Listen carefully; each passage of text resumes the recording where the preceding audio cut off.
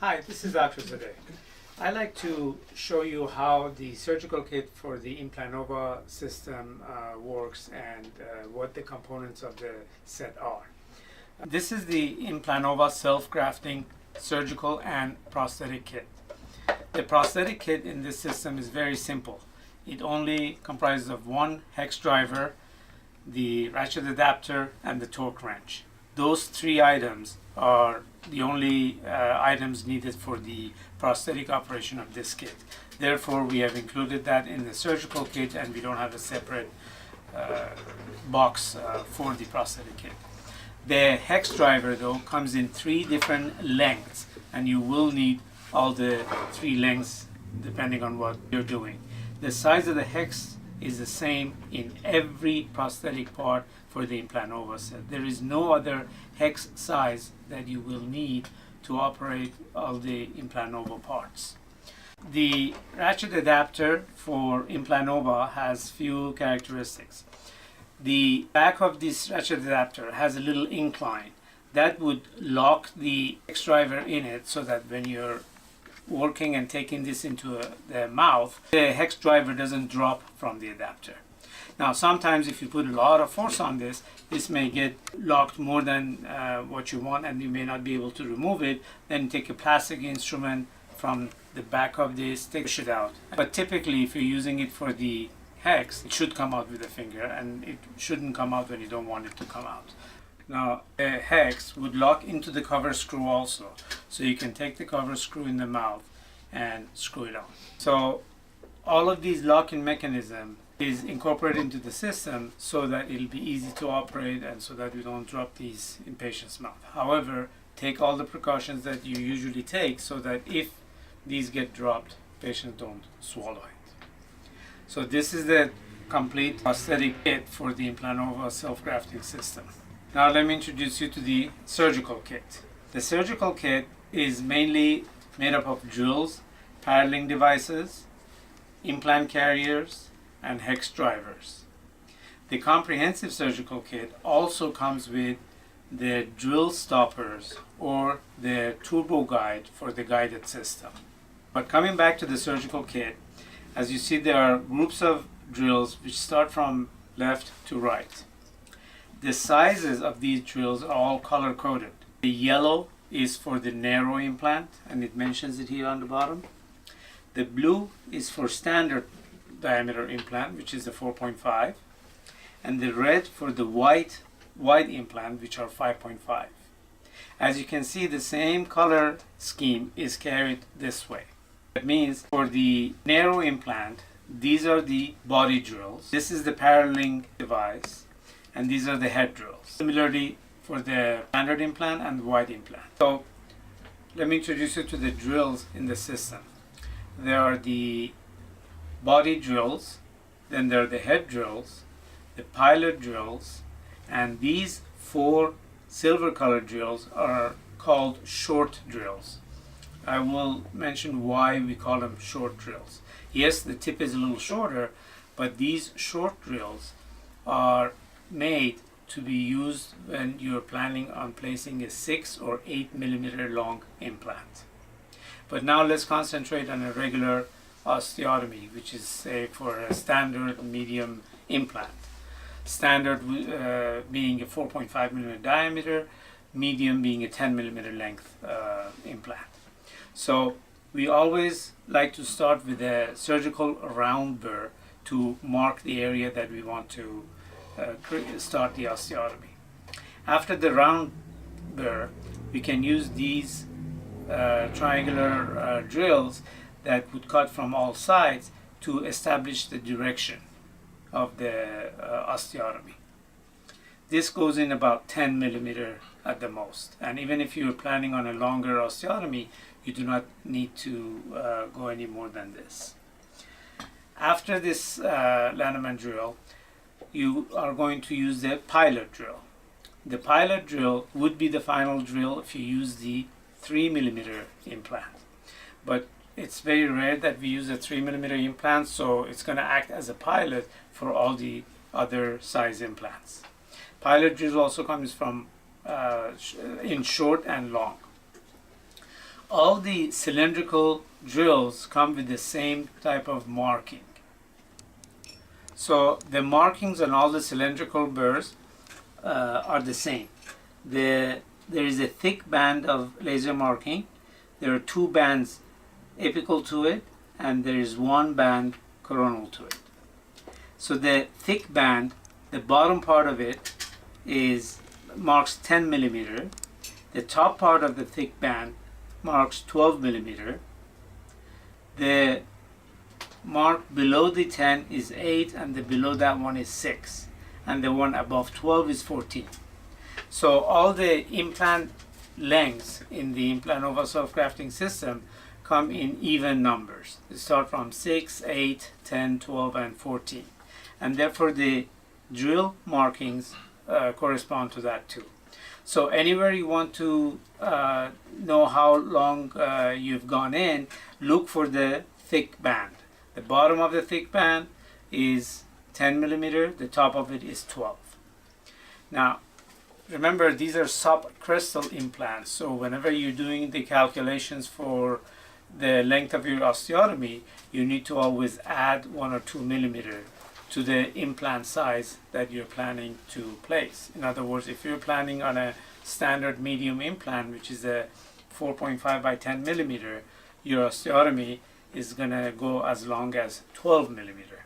Similarly, if you're placing a 14 millimeter implant, your osteotomy should go more than 14, and more than 14 is usually that line above the 14.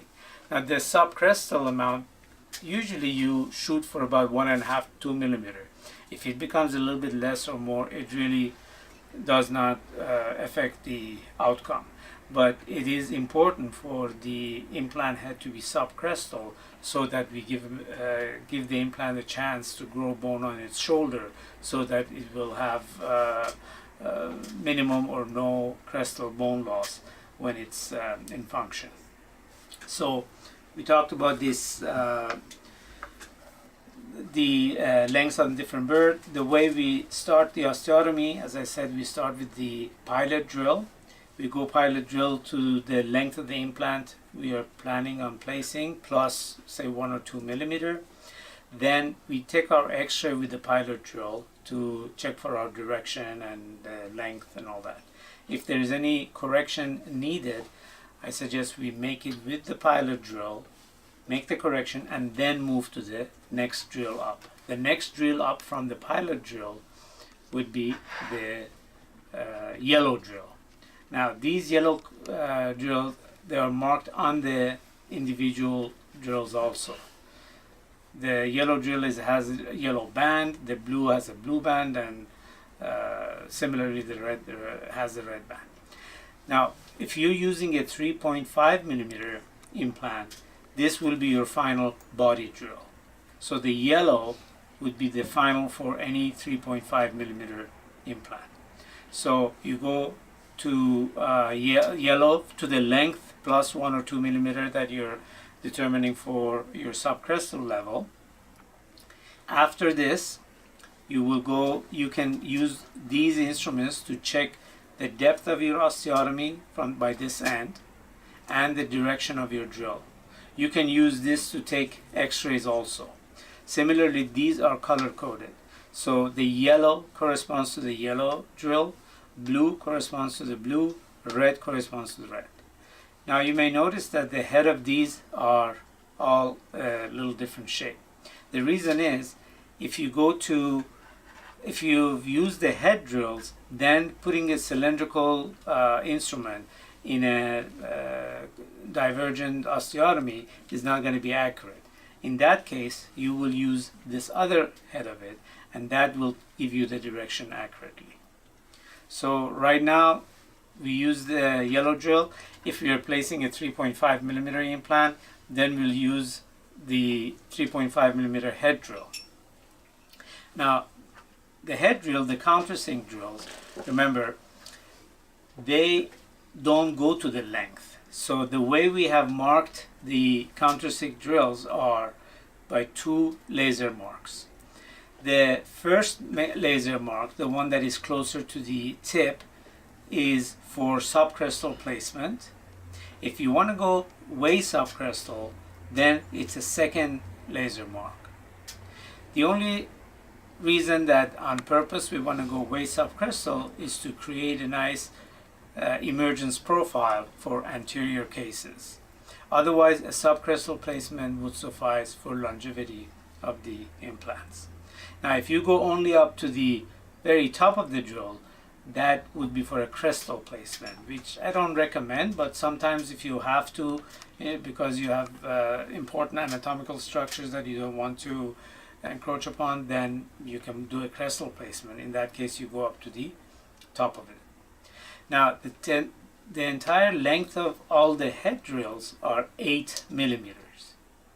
So ideally, if you look at this picture, if you're going, say, to 12 millimeter here, you can take the body drill, the head drill, subcrestal, and then you can place a 10 millimeter implant in place. However, if your osteotomy is less than 8 millimeter, then you cannot use these head drills anymore.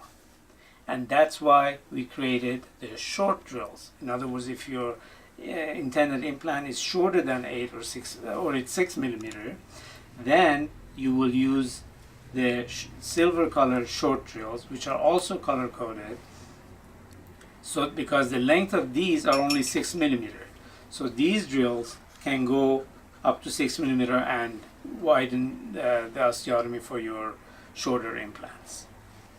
There are two diameters of the short drills.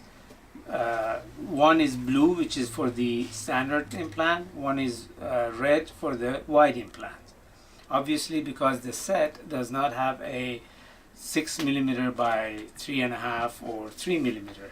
Typically, when we are placing very short implants, we want to compensate the lack of length in wider diameter of the implant. So the wider diameter implant of 4.5 and 5.5 are used, and therefore there are only two sizes of short drills.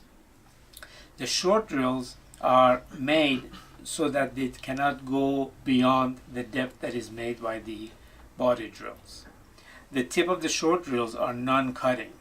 So unless you have widened your osteotomy to the corresponding size of the standard or wide implant, your short drill is not going to go in. Another point to remember, the short drill diameter is a little wider than the corresponding head drill. So in other words, the red short drill, the diameter of it is slightly wider than the red head drill. Why is that important? Because when we are doing our osteotomy and we evaluate the quality of bone, if we realize the bone is relatively hard, we always want to go a size higher in order to make the implant seat. Now, if you're using a 3.5 implant, then you can go to the blue. If you're using a 4.5, you can go to red. But if you're using a red and it's a very hard bone, then you go to the short drill of that red after that to widen your osteotomy. So there's always an opportunity for you to go to the osteotomy for the implant to seat. So when we are done with our head osteotomy or countersink, if we are especially in the lower jaw, oftentimes the debris from the head osteotomy falls into the bottom of the osteotomy, and that will prevent the implant from seating completely. Therefore, in the protocol for the osteotomy, what I'm recommending is use the head drill to the length, use your body drill to where you are comfortable with in terms of crestal or subcrestal, and therefore use your body drill to the intended length. Make your osteotomy with your head drill. After you're done with the head drill, go back to the body drill to the length so that if there are any debris packed on the bottom of this, you remove it so that your implant can seat. Remember, the implant has an absolute non-cutting tip. So if there's slightest debris here, the implant will not seat by that exact amount. So once we're done with the osteotomy, then it's time to take the implant to the osteotomy and seat it. The implant carriers also come in long and short. Now, if we take the long implant carrier, the implant carriers are designed to lock in the implant head so that, again, the implant doesn't get dropped in the mouth when you're carrying it. So as you see there, we call this a secure click. So it clicks there, and there is no way this implant gets dropped when you're carrying it in the mouth. Now you can remove it by slight wiggling and removing it, but it gets locked, and then to remove it, you just wiggle it a little bit. The way we have designed it, wiggling it will disengage the lock.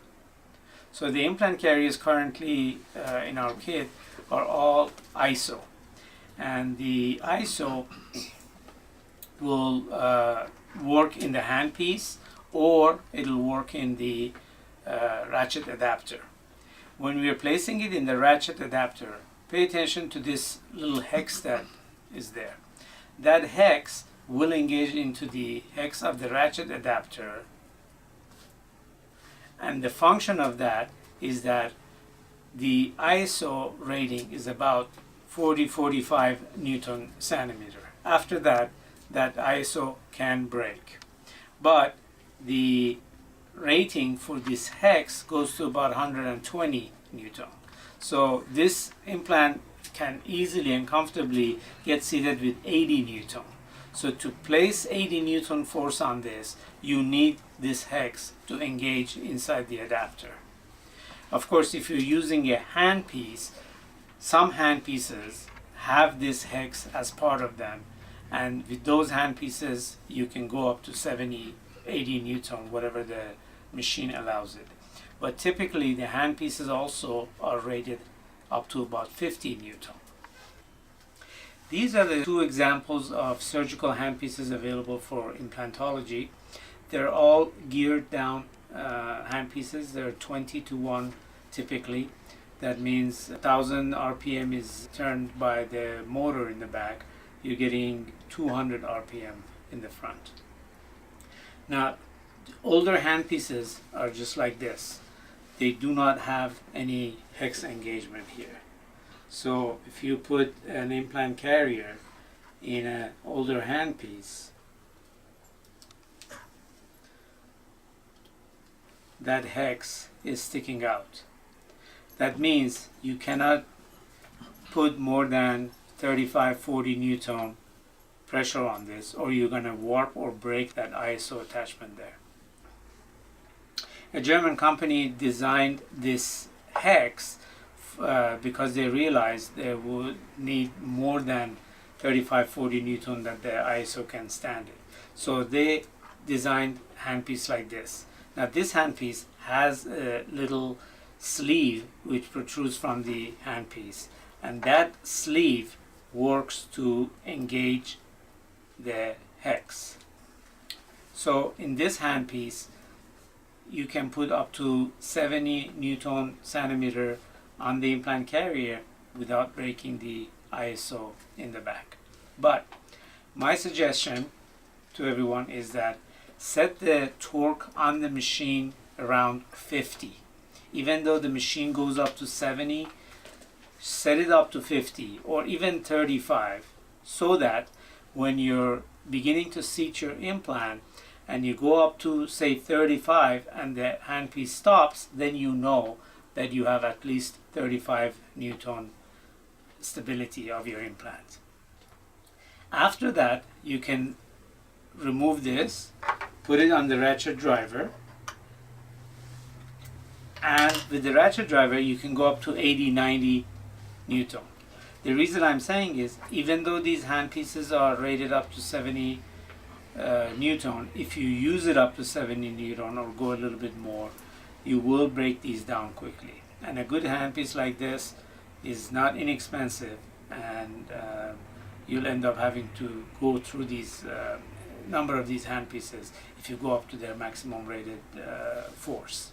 But this ratchet driver, nothing can go wrong with it, and if you have to switch from the handpiece to this and you have set your torque to 35 Newton centimeter, you know that your implant is at least 35, and then the rest of it you're going to go with the torque wrench. So This is the squeeze release torque wrench that's designed by the company. The reason it's called squeeze release is because it holds the wheel, the ratchet adapter in there, and you can do your work without this slipping off. And when you're done with the work, once you want to remove it, all you have to do is just squeeze this and it drops the hex. So a little pressure on this, it releases it. And the way the ratchet adapter is designed, you don't have to press it to place it in. You can place it in, but to remove it, you have to press this to come out. The beauty of this torque wrench is that it's one of the few torque wrenches for dentistry that is fully cleansable. Invariably, the torque wrenches have a spring either this end of it or throughout of it, that the area between the spring and the body of the torque wrench can get contaminated with blood, and there is no direct way of cleaning it. But the way this torque wrench was designed, there's one screw which is operated by the same Hex Driver that is part of the prosthetic and surgical kit, that when you open that one screw, the entire torque wrench comes apart and there is no inside surface anymore. In other words, every part of this now is accessible for your assistant to scrub, dry and sterilize. And after it's sterilized, it can easily be put back together by this one screw.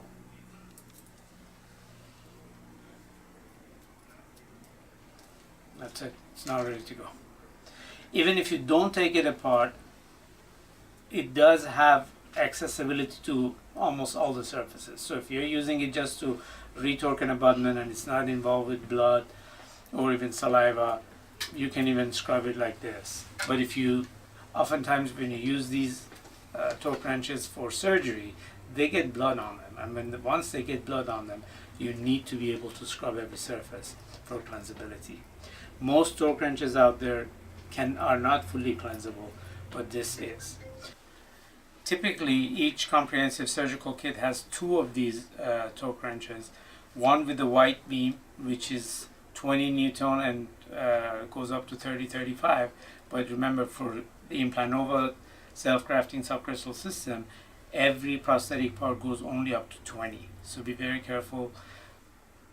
Yeah, they have it up to 30 probably for other systems if they want to use, but for this system you need to be careful, go up to the first marking, which is the 20 marking.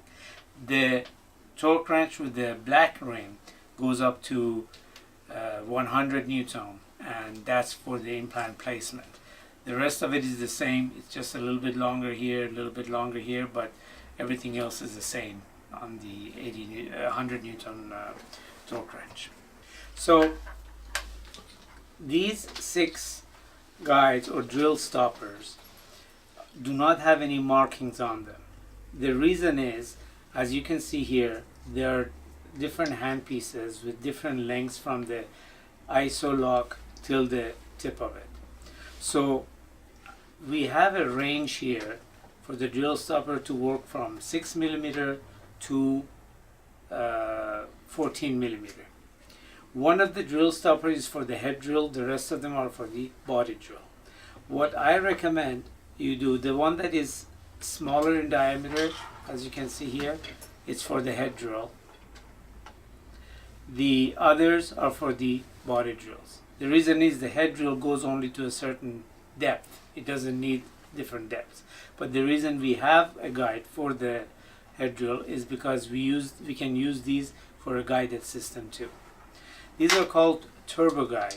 So the reason they call it turbo guide, because these flutes here are the opposite of the direction of the flutes of the regular drill.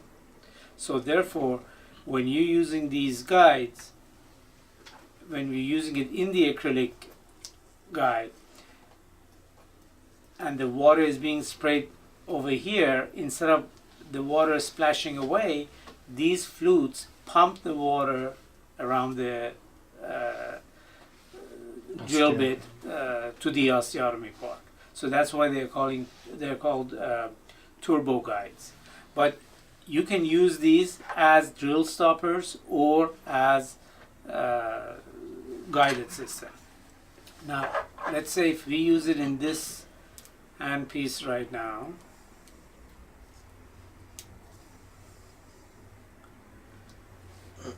you can see that when you pull it up, what I have understood the way they want to use these drill guides is that use it on the burr on your handpiece and see how deep the osteotomy is going to be, or how deep this is going to be.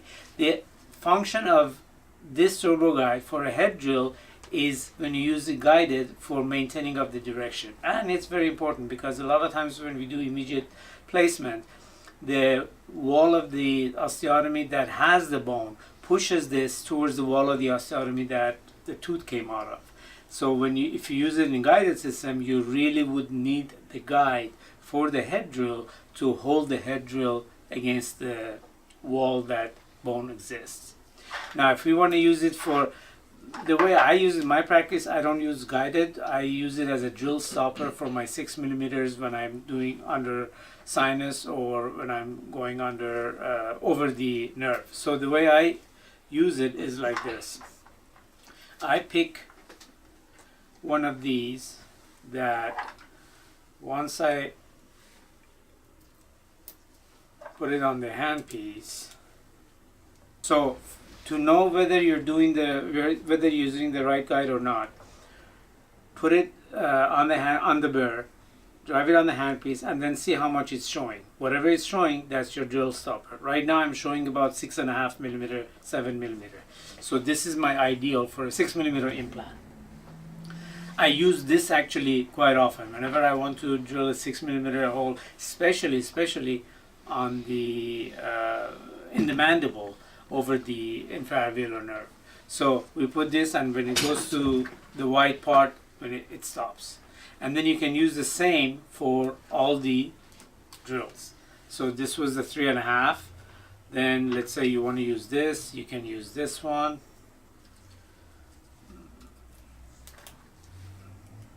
So the way these are made, you can use them for all the diameters of the drills.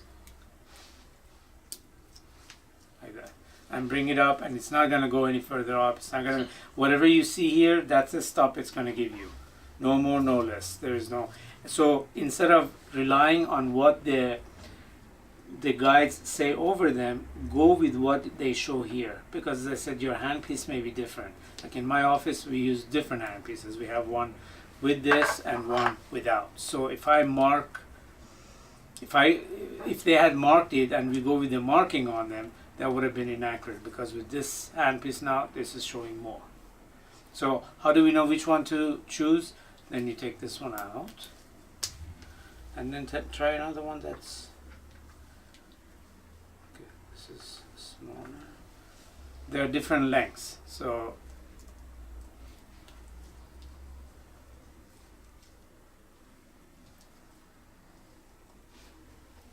stop it.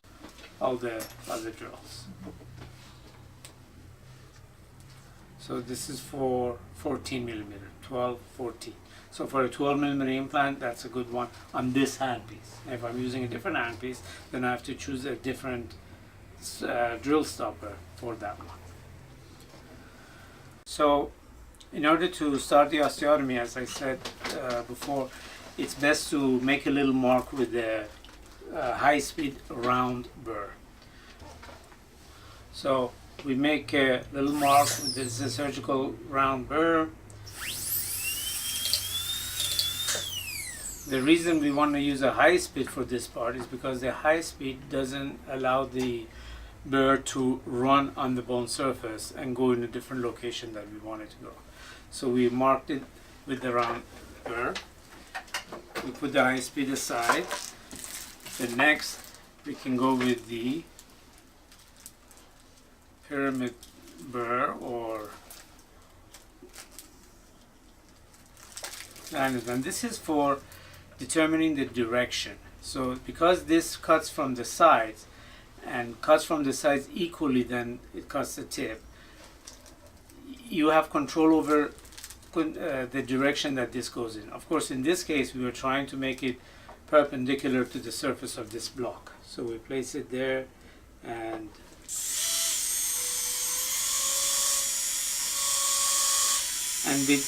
like with any other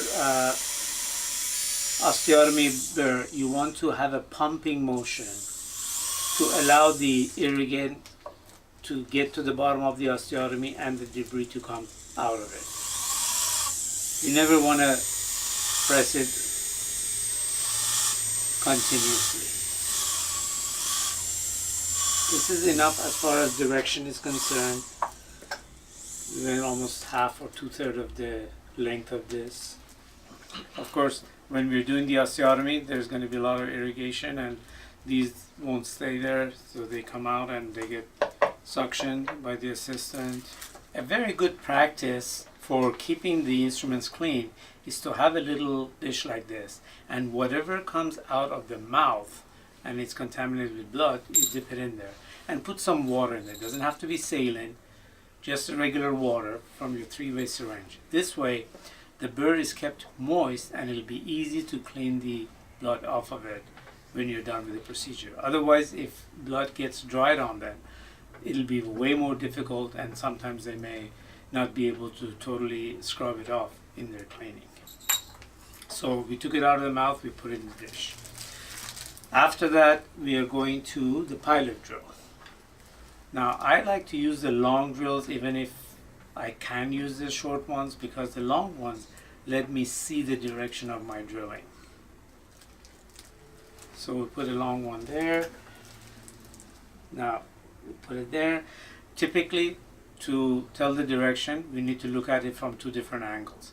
Either you can look at it here and have your assistant to look from this way, and the assistant will tell you, go this way or go this way, or you can extend your neck. I think it's easier. I look at it from this angle.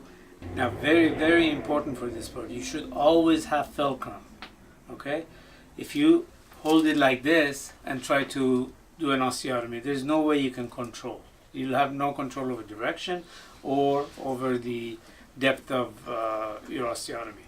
So always your middle finger or the other fingers, you should have a fulcrum and rest on some teeth, or if there are absolutely no teeth, gum around it. With proper fulcrum, then, and without having the pressure, you first start running it, and then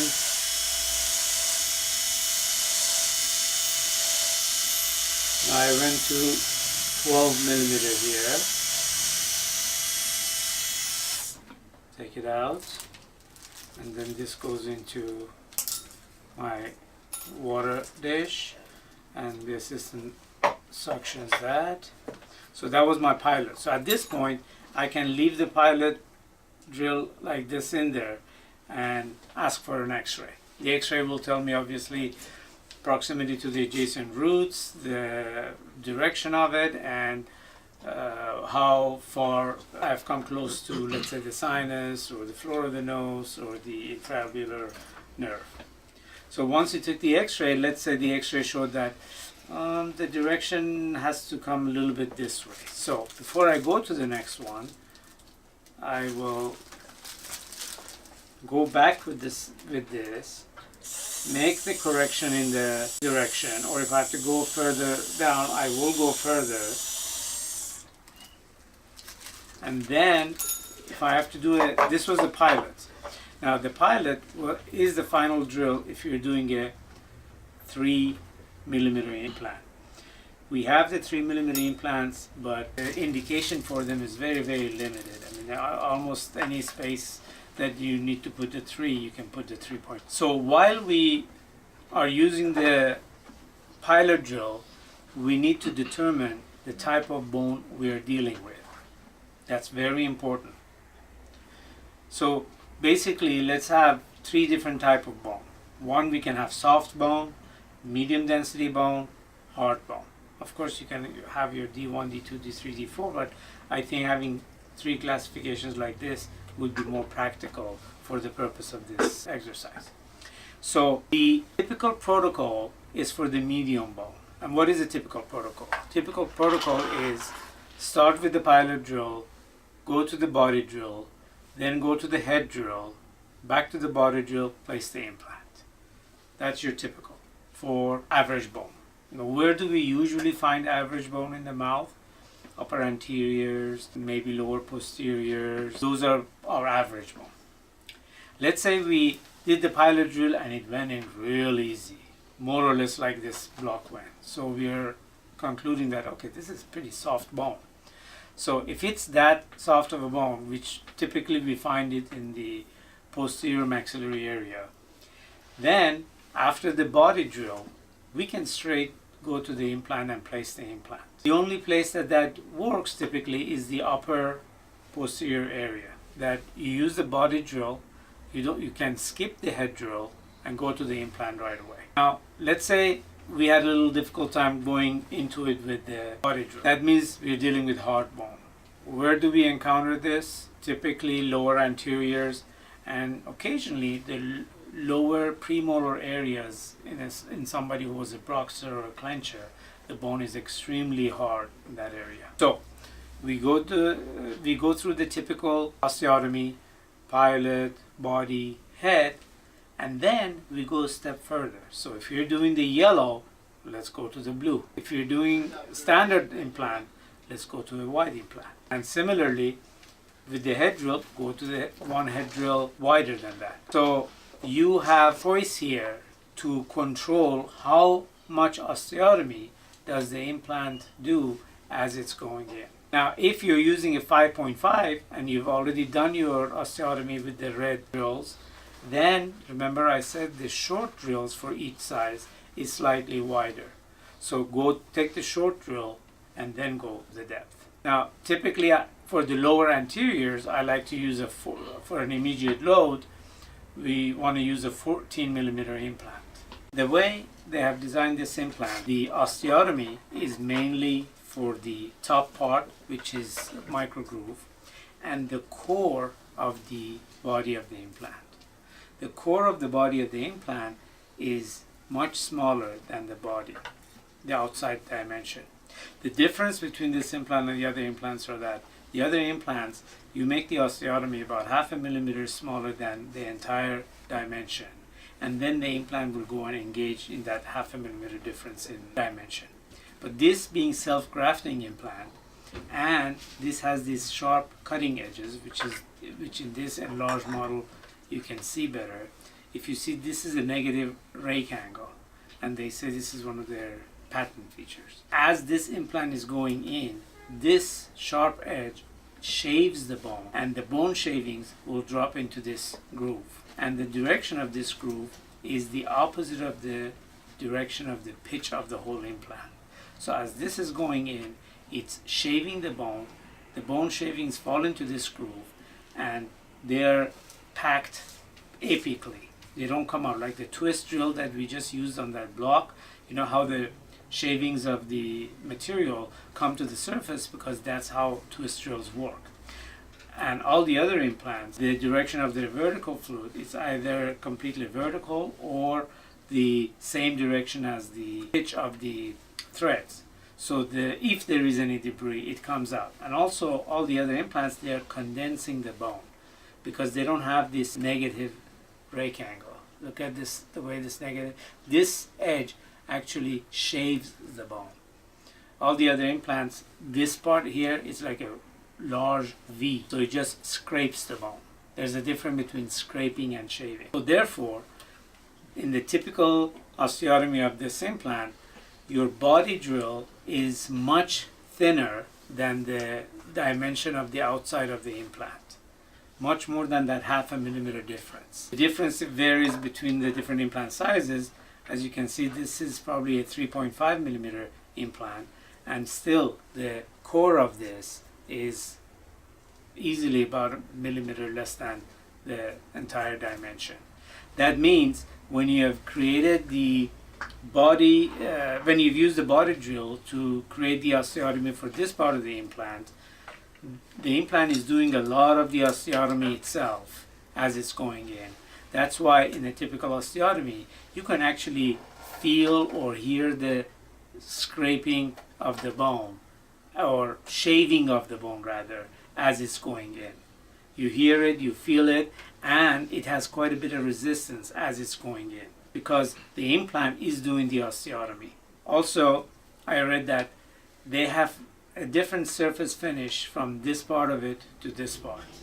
This part of the implant has very, very mild surface finishing so that it doesn't take from the sharpness of these blades. Remember, if they blast this whole area the same way that they blast the coronal part of it, then the sharpness of this blade will be taken away. But for the sharpness to remain, they use a milder surface finishing on this area.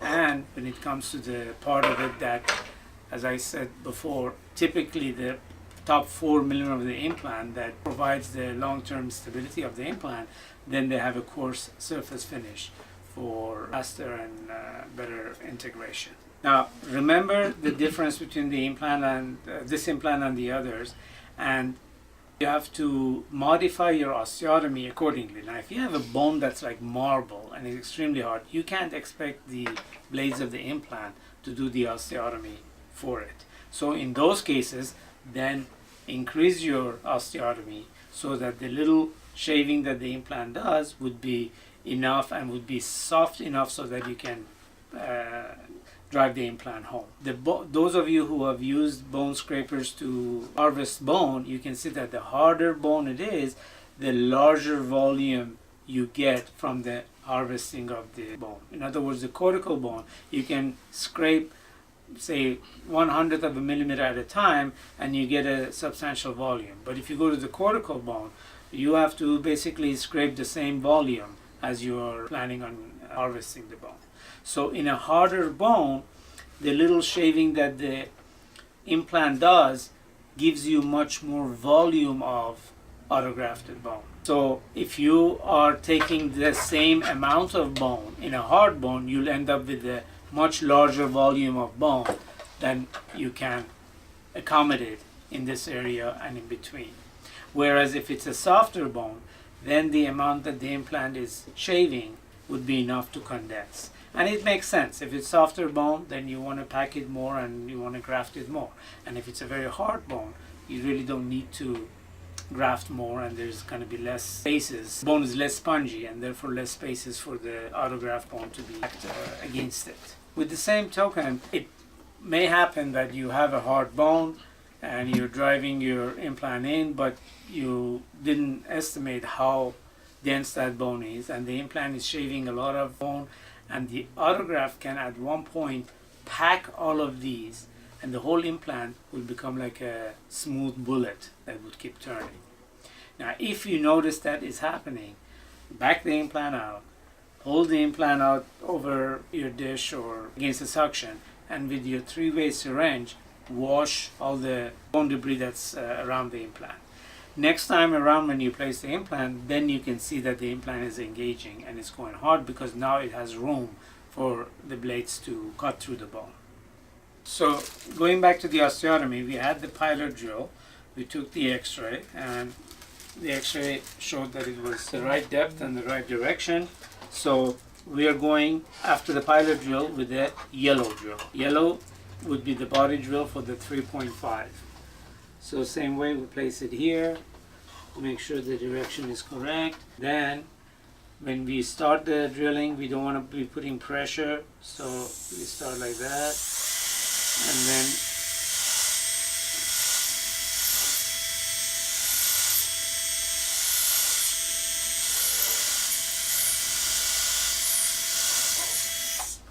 we come out, the assistant will suction it. Now we have the body for the 3.5 millimeter implant. I think we have a 3.5 millimeter implant here that we can try placing it in this, but now let's consider this as average bone and then go to the head drill for the 3.5. Now the head drill, remember, don't get disappointed or annoyed. It takes a long time for the head drill to go in if it's hard bone. Also, it's very important for you to control the direction of the head drill. Now this is easy and that control is not enough, but this implant is perfect for immediate placement. and in an immediate placement, you always have one bony wall and the other one the socket where the tooth is just come out. So unless you control your head drill, this is gonna get tilted towards the empty space where the tooth came out, and your implant is not gonna have the direction that you want it to. So, but here of course we don't have that problem, so it's mostly vertical. So the tip of this head drill has 2 millimeter that is non-cutting and acts as a lead. So this first 2 millimeter is a non-cutting tip, and see, it falls right nicely into that osteotomy that we did, and then we can turn it, and then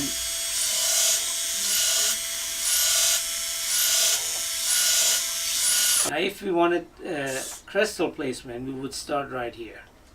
Remember I said the markings? The entire length of the head drill would be for crestal. One line above it is for subcrestal, which should be our goal.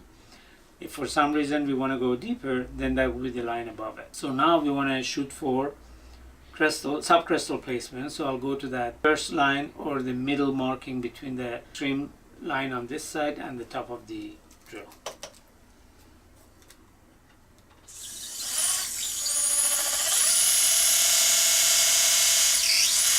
Now it wouldn't matter if I'm using a 10, 12 or 14 millimeter implant right now, because the head drill is only for the top of it. The length of the implant would count when I'm using the body drill. This being in the mandible, we may have packed some of that debris down there. Actually we can measure to see. A little bit maybe, okay? Because this measurement is the same thing, so it's not completely 12. So let's just follow the protocol. Go back in with the body drill to 2 millimeter. Now another thing I wanted to demonstrate, remember I said this head of the paralleling device is for finding the direction after you did the head drill. So now see, now this goes here and very accurately it's showing the direction and the position of this. So this is important when you're making multiple osteotomies for implants next to each other, and for the sake of easy abutment selection, you want those implants to be parallel to each other. Once you do the head drill, see the body part is not body drill alone, it's going to wobble in there, so you don't know which one is accurate. But this part is not going to move. That's for that. So now we know that we have subcrestal, yep, see it's going below the crest. So this is the exact shape of the head drill. So the head drill gets dipped down, so we know it's subcrestal, and we know it's going to go to 12. This is an open implant, which I think is 3.5 by 10. Now if you're taking it off of a package, it would be obvious as to what dimension implant you're using. The placement for this is now, it's on 49 Newton centimeter and 15 RPM. So we place the implant as much as it goes in. This is the perfect amount of implant to go in for a proper osteotomy. If it goes in only halfway like this, you're too tight. If it drops all the way in, you're too wide. But if it goes in up to that level and less than the entire length of the microgroove stay up, you're perfect. So now let's go. Now this being self-grafting, you need to have some kind of pressure on the implant as you're seating it. If you don't put pressure, it'll scrape and it may slip. So I'm putting moderate amount of pressure on the implant and then go in. Now I have that at 49, so I know right now this is less than 49. Okay, see, it stopped. So this is with 49 Newton. Now this would be enough for a healing cap. So now I'm going to take my ratchet, and then with the ratchet, support the ratchet like this, and then go down, go down, go down. Okay. And when it's about a millimeter down, we can measure it. This would be about 40-45 Newton. And for a 3.5 millimeter soft bone, that's all you really can expect. More than this will slip. Now be careful, this implant doesn't bottom out as easily as the non-self-osteomatizing, non-grafting implants. those implants, they go in relatively smooth, and when it bottoms out, suddenly you see the resistance to turning. Here, while going in, it had a good resistance too because it was shaving the bone. But when it gets to the bottom of it, it doesn't take much more force after that to slip the whole thing. So for that not to happen, watch how far down you're going, and as soon as you have your standard top crystal placement, you see this is getting almost to the end, don't put more force because you are going to slip it. Now this is enough for healing cap placement. But let's see if we want to go for a wider implant, what we're going to do. So I'm going to remove this implant.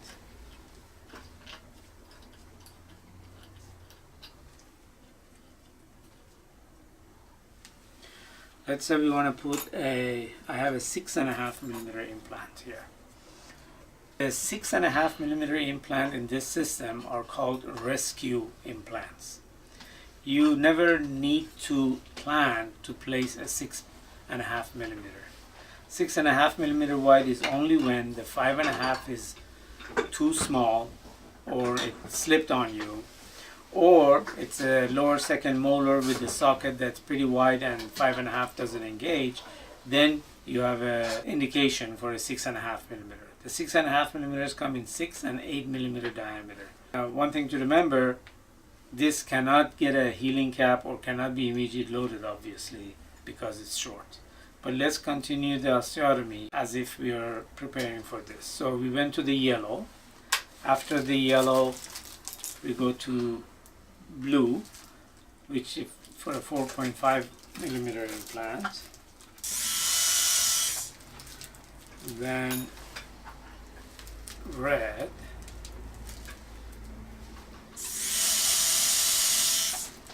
Okay. Now we have to use the short one. So let's go with the short red first. This is the widest drill we have in the system.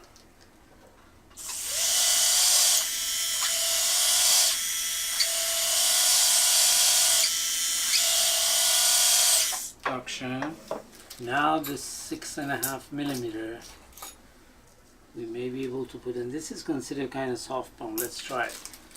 If not, then we can, remember I said in order to create a wider osteotomy than you have, it's okay to curl it like this.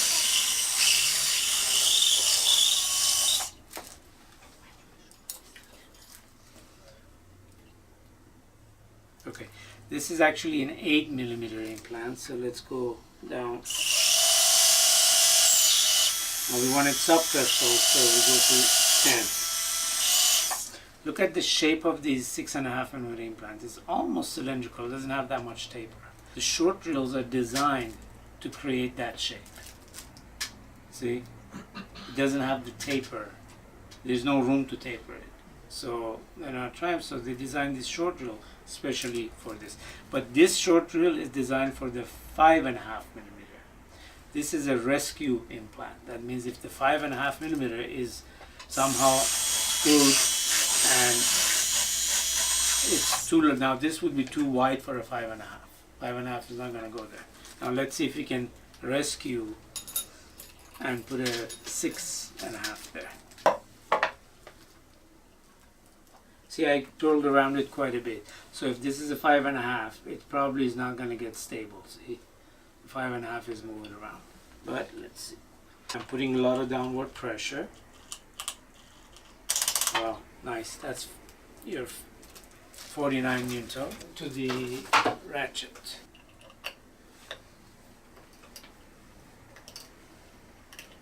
Yeah, I'm on about 40 Newton going in. Getting more. Subcrystal, remember? This is about 80 now.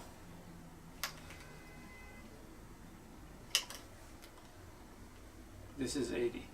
So if you put this rescue, the 8 millimeter implant, 2 millimeter subcrystal, and it goes up to 80, will you put the healing cap on? Now if this is under a fridge with the 4 other longer implants in the front, this goes in the back.